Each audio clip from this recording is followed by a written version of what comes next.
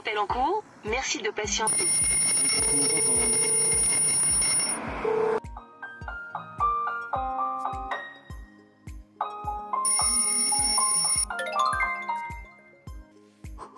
Je sais pas chez vous, mais ici, il fait pas chaud du tout. Mais la maison ne recule devant aucun sacrifice et c'est pourquoi aujourd'hui, je décide de vous présenter le portier vidéo d'AUA. Pourquoi celui-là plutôt qu'un autre? Ring, Doorbird, il y en a plein sur le marché. Je vous explique tout de suite pourquoi mon choix s'est porté sur ce d'AUA.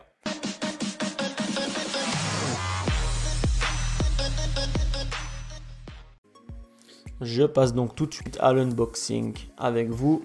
On va découvrir ce que contient ce kit.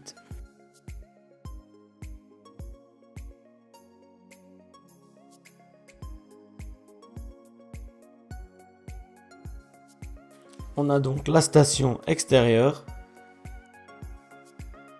le moniteur intérieur, donc un écran 7 pouces en 1024 par 600 qui est tactile. On verra ensuite le contenu du paquet. J'ai encore ceci. Donc ça c'est le support pour l'unité extérieure, donc pour l'encastrement.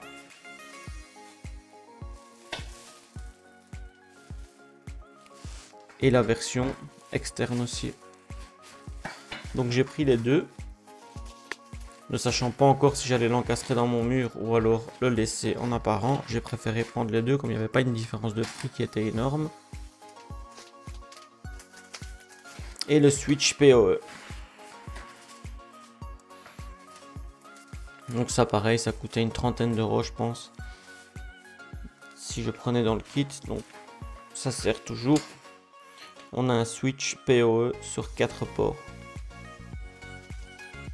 Donc ça clairement il me servira à l'intérieur pour mettre la station et l'unité intérieure.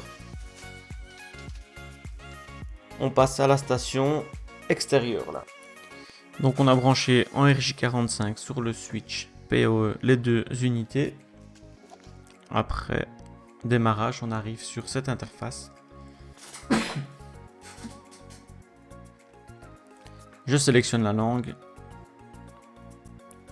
Voulez-vous effectuer une configuration rapide? Ok. Mot de passe et email. Donc je vais introduire 2 fois un code à 6 chiffres. Et pour l'email, ça sera simplement l'email de récupération en cas d'oubli de mot de passe. Nous arrivons ensuite sur cette interface. Le local, c'est le VTH qui est l'écran et le VTO, c'est l'unité extérieure. Je vais le répéter assez souvent, désolé. Donc il suffit d'initialiser le VTO. Donc il nous demande un mot de passe qui est celui que vous avez entré à la première configuration.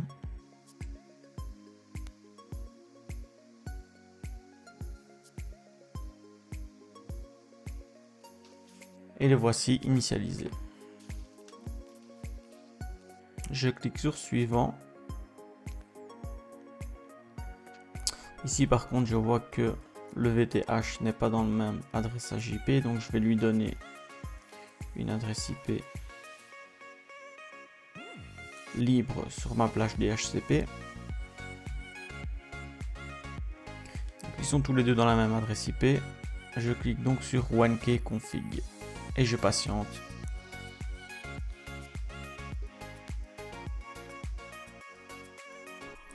On va entendre l'unité extérieure siffler, vraiment comme dans un sifflet. Ça signifie qu'elle redémarre. Donc ici, j'attends la fin du redémarrage. Ça va bientôt se terminer. On voit donc qu'on arrive sur le menu principal. Donc le menu principal est composé comme ceci. Sur le dessus, le 9901, en fait, c'est le numéro d'appel de la station. Ici, vous voyez la carte SD, le réseau, l'appel si vous voulez appeler quelqu'un sur le réseau. Donc, si vous avez plusieurs VTH, vous savez appeler comme du call over IP. Donc, ça, c'est pas mal. Les informations ici, ça sera tout ce qui sera alarme, les infos d'avis, etc. Donc on va vraiment tout recevoir ici. Moniteur, ça sera pour se connecter au VTO ou aux caméras. Donc vous pouvez ajouter des caméras d'AUA bien évidemment. On essaiera de voir si ça supporte aussi d'autres caméras qui sont on vif. Le SOS c'est pour le call à un numéro d'urgence. Donc ici vous voyez qu'il a synchronisé l'heure. Donc si vous avez une centrale d'alarme, on a la possibilité d'activer aussi l'alarme ici. Vous voyez, on sait le faire. Et pour les réglages, par contre là, lisez bien le manuel parce que si vous appuyez juste sur le réglage comme ça, en mettant votre code PIN du départ, ça ne fonctionne pas. Donc il faut laisser appuyer 6 secondes sur le bouton réglage jusqu'à un pop-up qui sera un petit peu différent du précédent parce qu'on a le Forgot Password ici. Donc sur l'interface du VTH. Donc cette interface est composée de plusieurs onglets. On voit au niveau du réseau, j'ai la configuration du VTH avec le numéro de pièce. On peut configurer un serveur SIP. VTO config, donc ça sera la configuration du module extérieur. Donc ça, on sait le faire aussi sur PC via l'adresse IP. Donc c'est vachement plus sympa de le faire sur PC que sur un petit écran ici.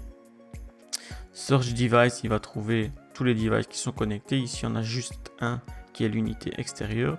Le default all, c'est pour la réinitialisation d'usine du module VTH et le reset message pour réinitialiser le mot de passe. Donc voilà la présentation du menu. Donc, il est assez simple. Ce qu'on va pouvoir tester maintenant, c'est tout simplement sa base primaire, son rôle initial, la sonnette. Donc la sonnette, toujours, c'est juste branché en RJ45 PoE, ça fonctionne super bien. J'ai déjà fait un test ici, donc on voit que j'ai un appel. Donc j'appuie sur la sonnette et je vous laisse voir la réactivité. Donc j'appuie. Appel en cours, merci de patienter. Donc c'est instantané. Si je vais raccrocher. Voilà, donc si on raccroche, il dit que c'est occupé. Et je vois 2 appels en absence. Et qui sont mon main VTO. Donc c'est assez sympa, ça fonctionne plutôt bien. On a la possibilité de faire du monitoring. Pas pour espionner ses voisins, bien évidemment, c'est interdit par la loi. Mais ça fonctionne quand même. Donc c'est plutôt rapide en fait. Plutôt fluide aussi.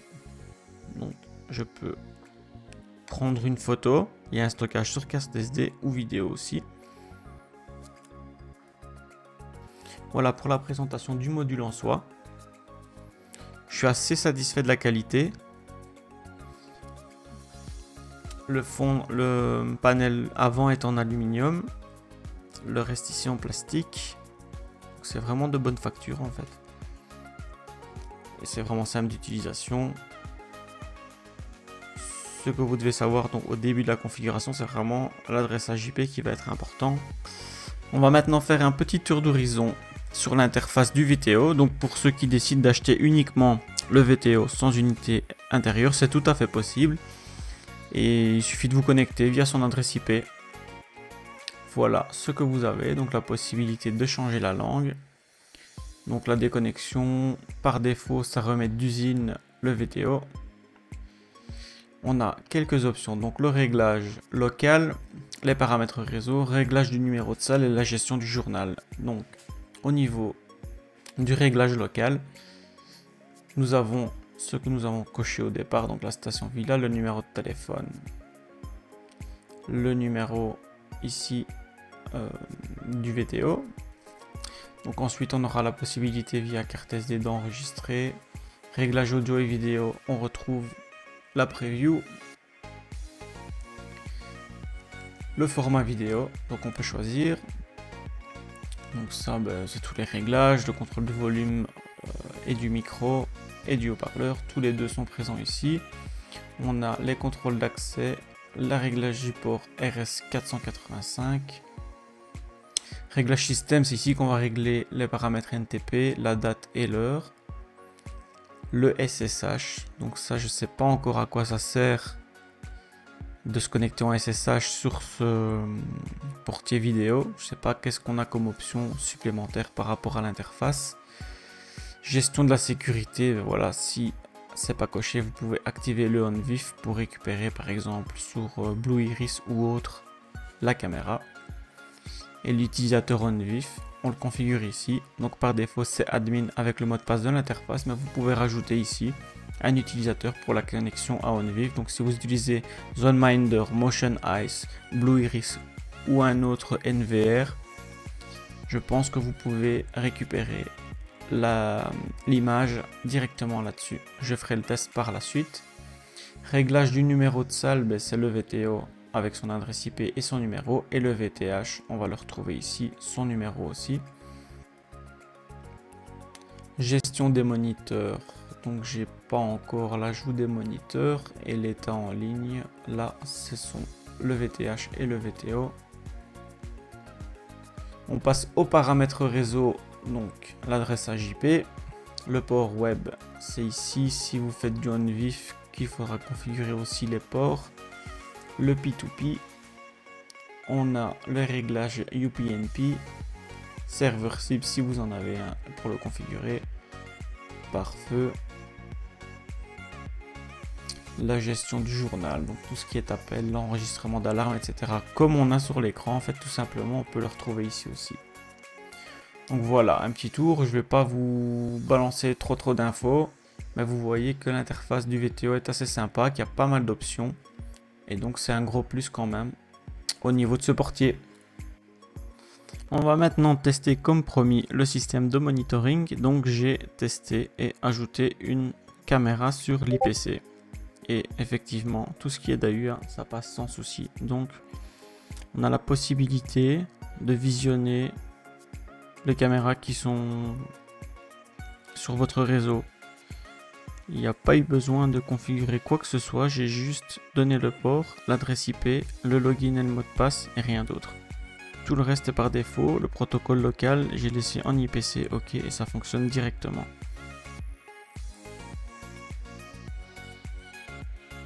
Comme vous le voyez, il neige en Belgique. On va voir un petit peu maintenant la composition des deux boîtiers donc, qui sont livrés dans le kit, les boîtiers d'encastrement. Donc au niveau du VTO en lui-même, on a les deux vis de fixation ici. Ce boîtier-ci, on aura les deux vis qui viennent se fixer. Donc ici, on est full aluminium.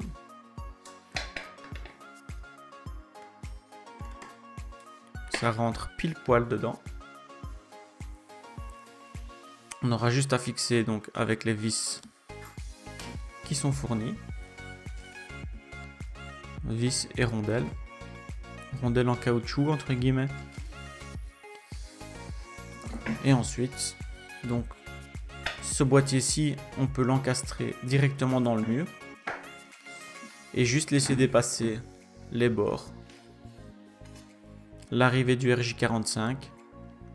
Et on viendra fixer le premier boîtier donc directement dans le mur pour qu'au final ne dépasse rien du tout si ce n'est le bord.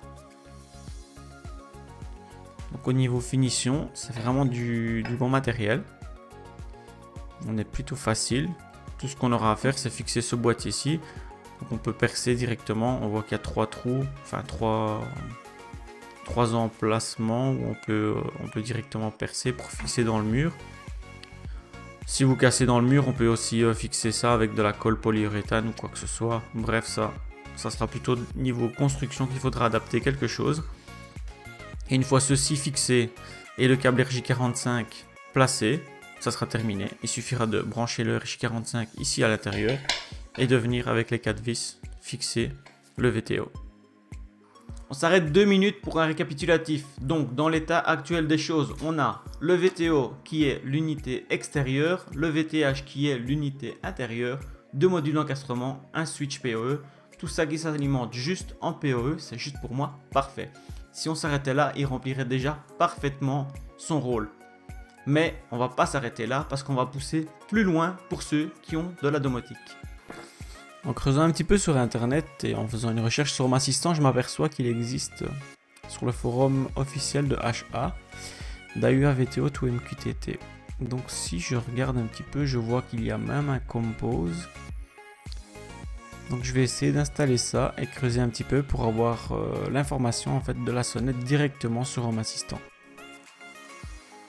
Donc c'est assez simple au niveau de la configuration. Il y a un Docker Compose. Il suffit de modifier les variables d'environnement qui sont ici. Vous mettez votre adresse IP du VTO, le login, username, ça sera admin, le mot de passe, celui que vous avez entré. Au niveau de votre broker MQTT, son adresse IP, 1883 c'est le port par défaut. Donc si vous l'avez changé, il faudra le modifier. Le username et le password. J'ai fait quelques tests, donc simplement, donc je vous montre ici, j'ai juste mis créer sur une machine virtuelle où j'ai Docker un répertoire d'AUA VTO. J'y ai mis le compose que vous avez vu ici avec les informations modifiées.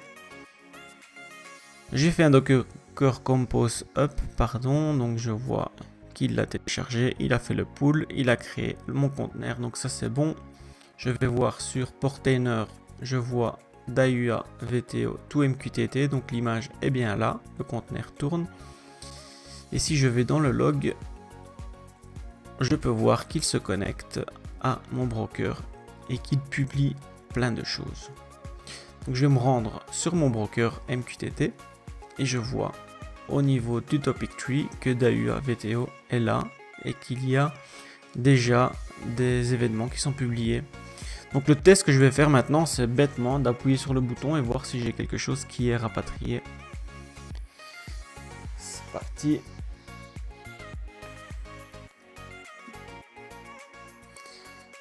Appel en cours, merci de patienter.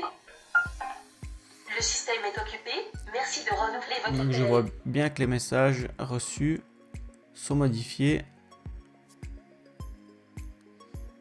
Par contre, j'ai pas vu à quel niveau. Appel en cours, merci de patienter.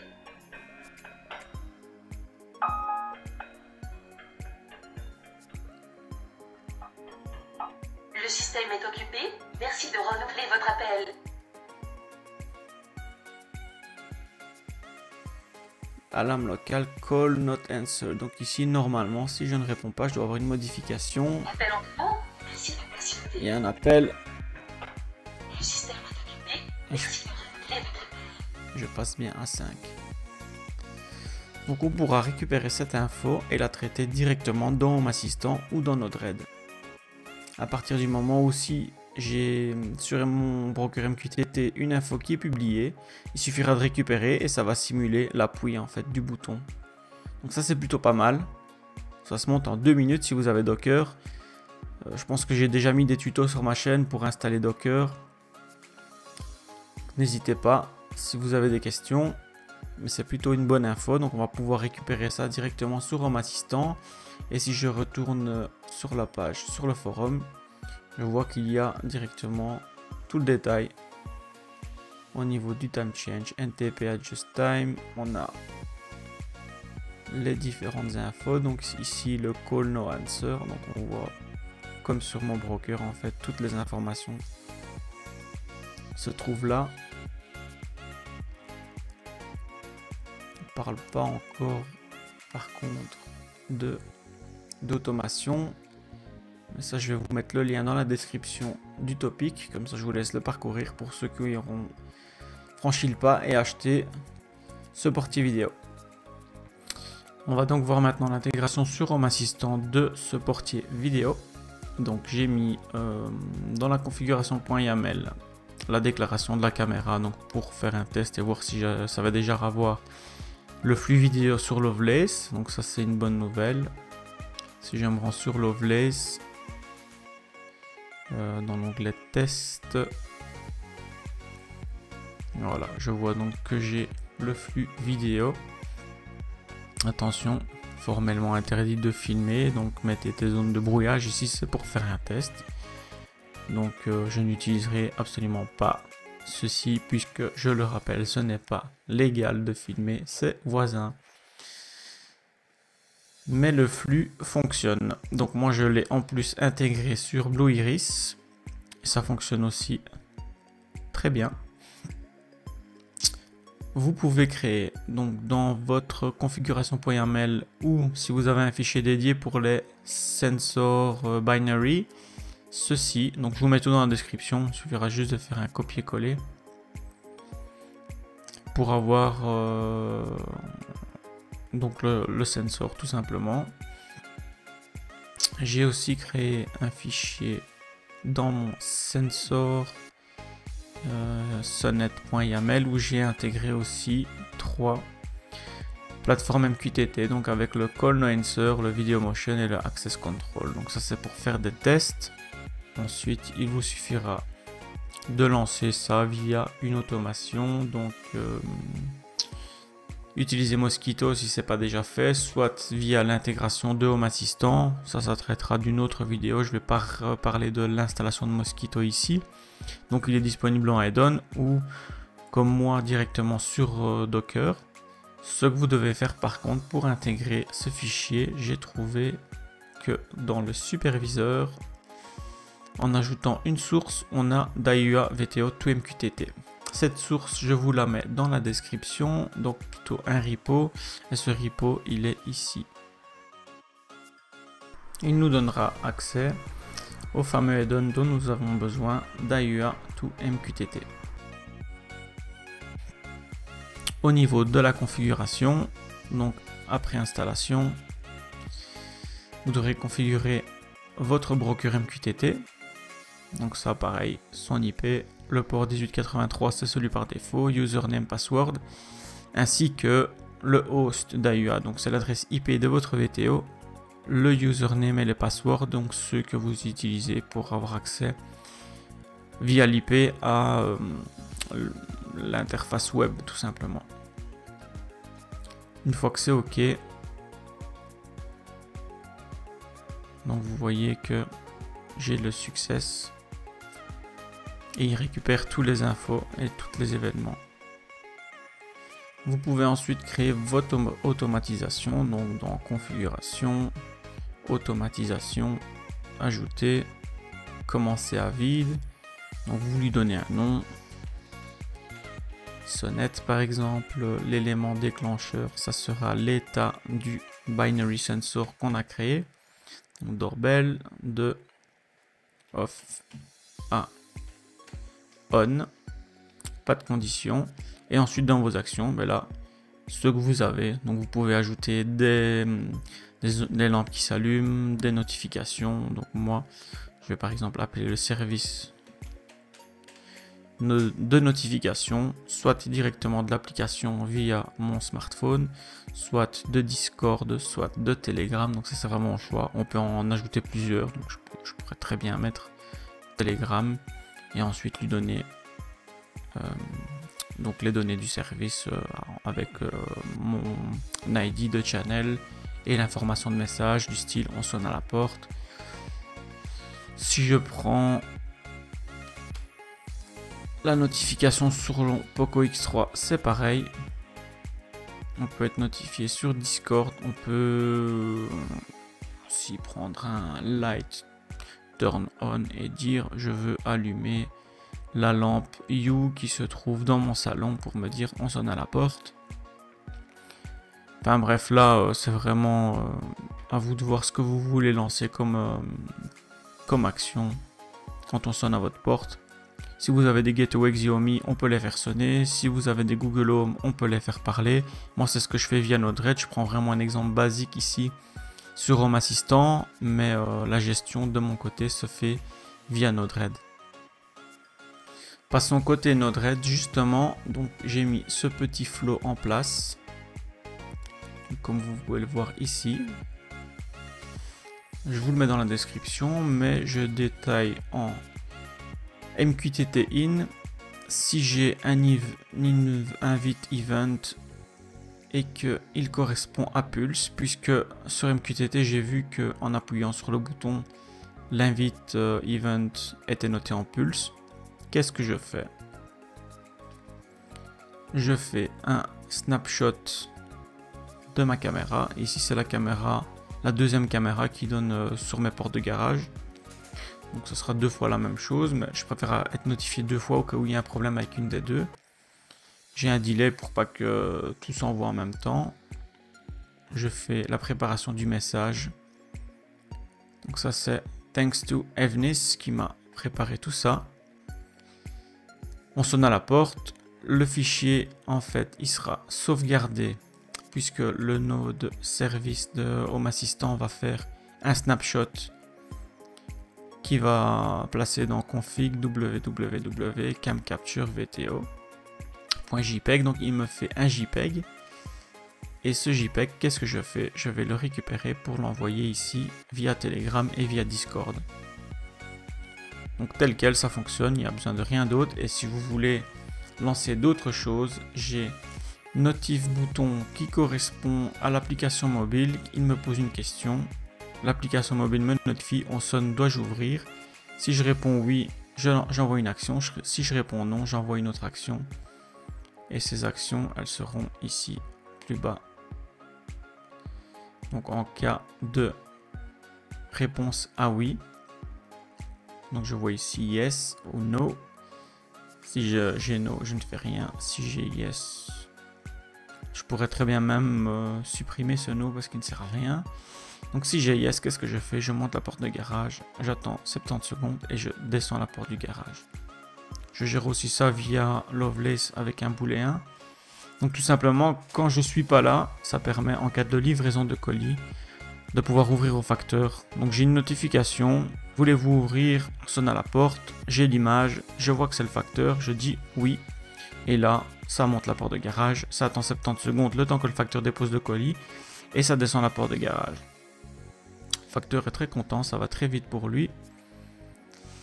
Qu'est-ce que j'ai pu faire encore? La notification en TTS, donc un Google Home qui dit on sonne à la porte, l'affichage sur mon Autrix, on sonne à la porte.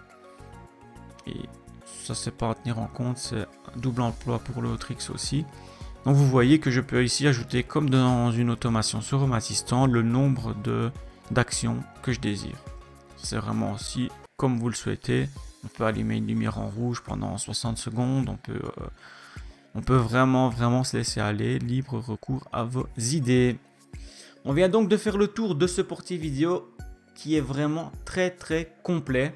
Je regrette pas mon achat, je trouve qu'il vaut vachement son prix et même plus. Si on regarde le prix sur Amazon, il est encore à 450 €. On peut l'avoir via le lien que je vous mets dans la description pour la moitié du prix. Donc si ça vous intéresse, n'hésitez pas. Si vous avez des questions comme d'habitude, balancez ça dans les commentaires. J'y répondrai avec plaisir. Et comme d'habitude, likez, partagez et abonnez-vous. À bientôt pour d'autres vidéos.